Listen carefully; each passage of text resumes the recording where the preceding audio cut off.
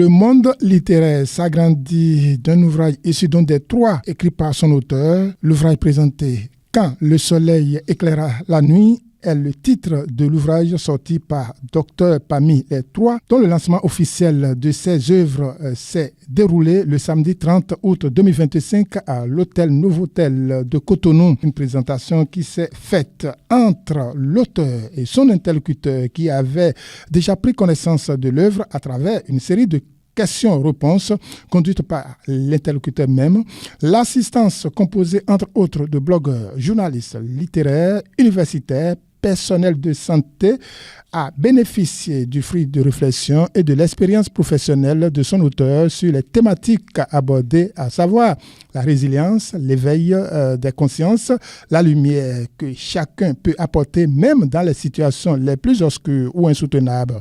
J'ai toujours été un poète et cela me fait aussi dire que parfois nous en tant qu'Africains, on pense à la poésie comme quelque chose d'étranger, quelque chose d'occidental. Alors que dans notre culture, la poésie est quelque chose d'essentiel.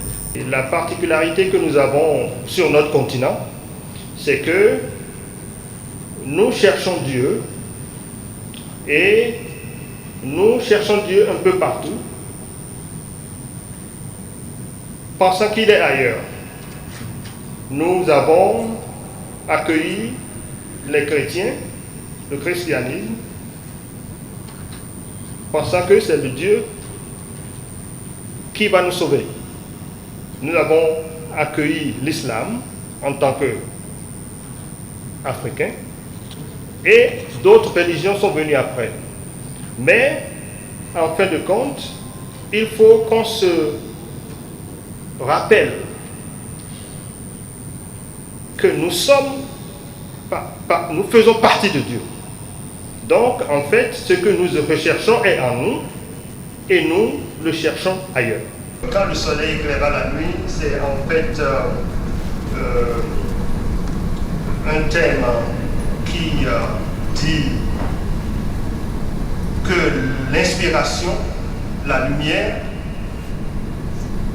arrive parfois dans les ténèbres.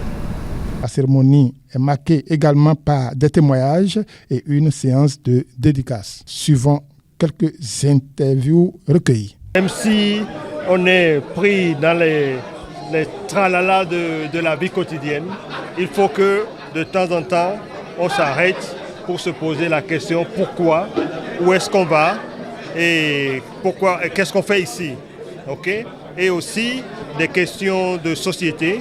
Il faut qu'on se demande pourquoi notre société, la société dans laquelle nous vivons, pourquoi il y a de l'injustice, pourquoi il y a des guerres, pourquoi est-ce qu'on s'entretue.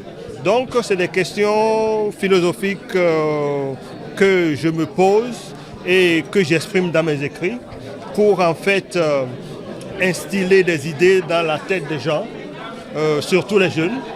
Et ces idées vont, si Dieu le veut, germer. Les thématiques en fait sont inspirées par des événements. Voilà. Donc parfois c'est des événements de la vie, parfois c'est des événements du passé, parfois c'est la société, des problèmes de société comme des guerres, comme des injustices flagrantes qui font poser ces questions et qui me font remettre en cause tout ce que nous avons établi. Dans la vie, il n'y a pas de hasard. Docteur Okeluk, c'est quelqu'un qui a une capacité de concentration inédite et depuis son enfance, il aimait la lecture. Et si aujourd'hui il devient poète malgré son background de cardiologue, je pense que c'est le résultat de sa passion depuis l'enfance. Ce qui m'a impressionné surtout, c'est la poésie sur le silence. Le silence est une force, ce que nous ne savons pas. Ce n'est pas le fait de réagir à tout moment qui fait que vous vous défendez. Mais le silence a plus de force que les réactions brutales et que des réactions spontanées. Et ça m'a beaucoup inspiré et ça m'a permis de revenir à moi-même. Luc est celui-là qui aime beaucoup son pays. Je suis heureux parce que Comme il le dit lui-même, j'ai été son parrain de baptême quand il naissait à Bembereke. Le voir écrivain aujourd'hui, je suis très très très heureux.